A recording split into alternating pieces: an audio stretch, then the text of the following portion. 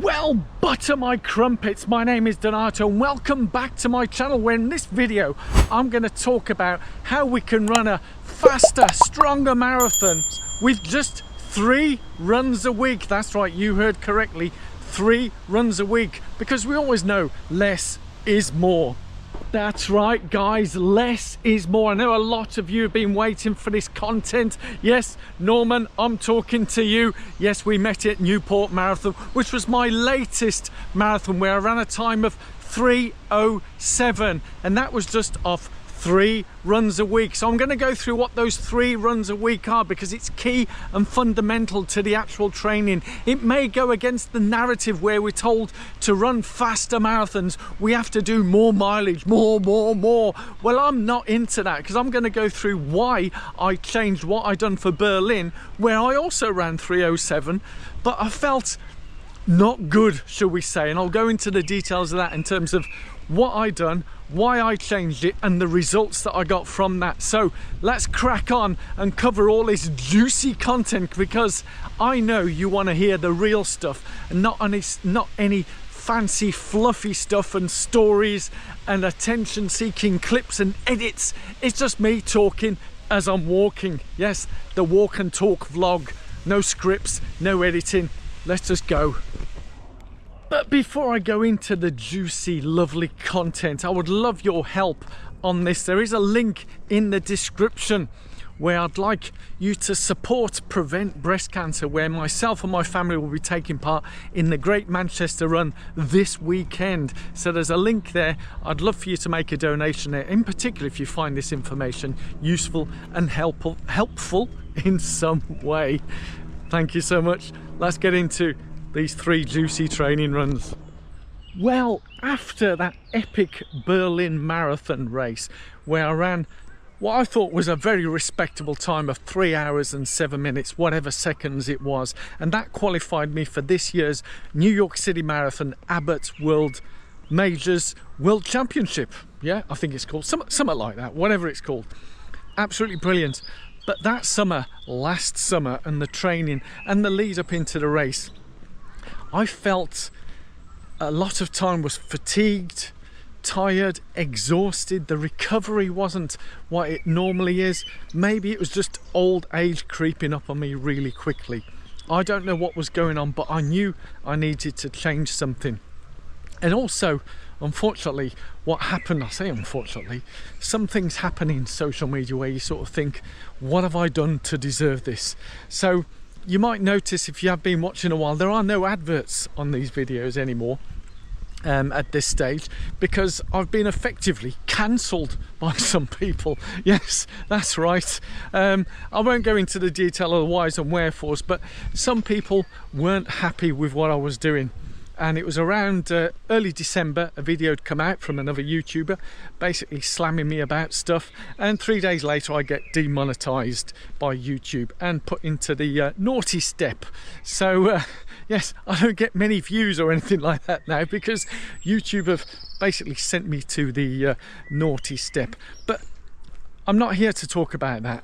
I'm here why I've done the training, how I change things. So often I don't follow a narrative.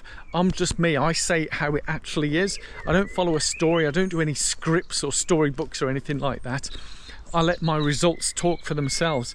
So I changed my training and went dark on Strava so that people couldn't see what training I'm doing, because at the end of the day, as I said, there are some individuals who just want to mock and ridicule what's going on. And even right now they might say, oh, you're talking nonsense. I didn't invent this 3 training runs. I'm going to go through what the 3 runs are during the week. I haven't invented it. It's available on the interwebs.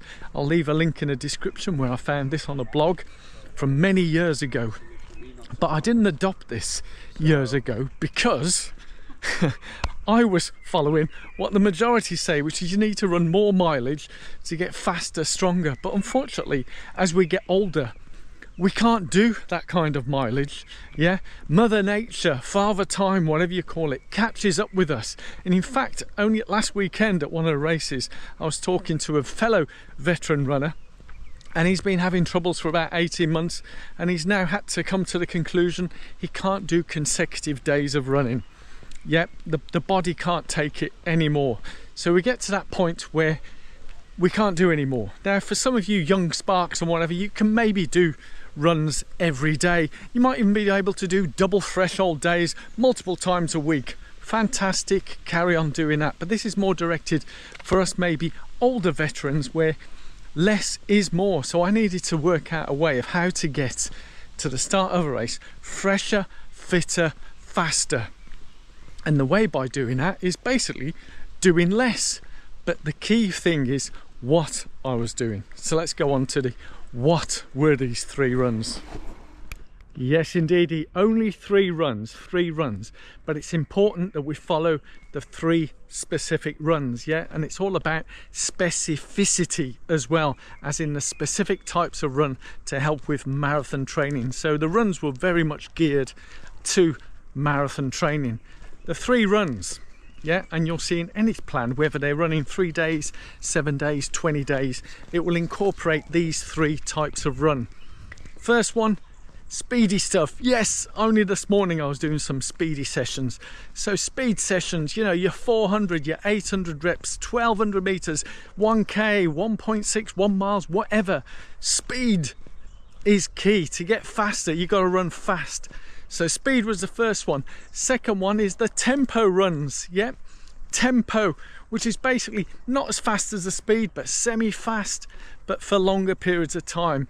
And then third, do you know what the third one is? Yeah, it's absolutely key and fundamental to marathon training, and that's your long run. Yeah, that's it, the 3 stuff: speed, tempo, long. Sounds basic, doesn't it? Simple, but as I say, I've not invented this. If you look at most marathon training plans, whatever apps, it will incorporate those 3. They might put in some spicy names and words, but that is the 3. Now, what speed ones you do, does it really matter? What tempo runs you do, does it really matter? What long runs you do, does it really matter? Well, it could if you're looking for any fine specific times, tunes, speeds. But to be honest, in the whole grand scale of things, just do what works for you, yeah? In the long runs, incorporate some marathon pace, or what you feel is marathon pace. What is it? Well, you've got to work it out. I'll do that for another video, how you work out your marathon pace, because again, a lot of people might jump in and think, oh, I need to be running sub 3. So in the first week of their training, they're running at sub 3 pace on their long runs. Well, no, that would be wrong, because if you're already doing sub 3 at the start of your training block, by the time you finish, you should be going quicker, yeah? Hopefully that makes sense. So we build up to it, so we should be peaking at the time. Also, I have to stress, it is the absolute minimum. So we are, pun intended, running a fine line, yeah? A fine line indeed. So let me tell you more. As I was saying, more to this. I have not invented this. It's nothing new. I first saw this particular blog, and it's based on the Furman Institute. Yeah, first you can do all the googling and that, and I'll talk more about it over the progressing weeks, but it's something not new. I haven't invented this. I discovered it many years ago, but because I was sent down a particular rabbit hole of more miles, more this, running every day and all that, which is what everybody was doing, it's all on social media, you think, well, that's the way to do it. So, but I say no, challenge the narrative, see what works for you. And 3 is what I was doing when I ran my first marathon, and ran 3:46. So if it works for a beginner on just 3 runs a week, and by the way, those 3 runs when I was a beginner, it was the same speed for all of them. I had no idea what I was doing. I was just following a beginner plan. All it said, to be able to start this beginner plan, you can run continuously. I think it was 40 minutes, 35, 40 minutes, 45, whatever it was. And I went out, and it was early December. I was able to run continuously for that time. I thought, right, I can now start the plan. And I literally went straight into it. It was provided by the charity that I was running at the time. Beginner training plan, 3 runs a week. And I think it was 2 lots of 40 minutes. And then the long run progressively got longer. But even on those long runs, I was still running the same pace that I was doing those 2 40 minutes, maybe a little bit slower. But I did get considerably slow when I was doing my one and only 20-mile run, where I really tailed off at the end. Even with the gels, the energy, I was just running my long runs way too fast. But we live and learn, don't we? We live and learn. So speaking of living and learning, I'm walking backwards for Christmas. Yeah, I know, that's a song, don't we all know that? So yes, I'm going backwards, walking whilst talking to you. It's quite a skill, isn't it? Yep. Leave it in the comments below if you're impressed with this, walking backwards whilst talking. Yeah, we live and learn, yeah, and hopefully you've learned something today, and I'd love to hear from you in the comments below if you found this useful in some way, what you want to know more about in terms of the details, what I was doing in terms of the speeds, the tempos and the long runs, because a lot of it in there was specific to marathon running. So I was running, as I said, specificity of the training runs all geared to running at a sub 3 pace, which I'd worked out and calculated as I was going. Yep. Thank you so much for watching. Don't forget the link in the description if you want to support Prevent Breast Cancer that we're doing this month. And did you like how I avoided the ting from that cyclist? I can't see where I'm walking, but hopefully he can see. So thank you so much for watching, and I'll see you all at the next unedited, fully frank video vlog, whatever you want to call it, here on the YouTubes, because it's all about keeping it real. Yeah, so keep buttering those crumpets, and I love you all. Bye bye bye.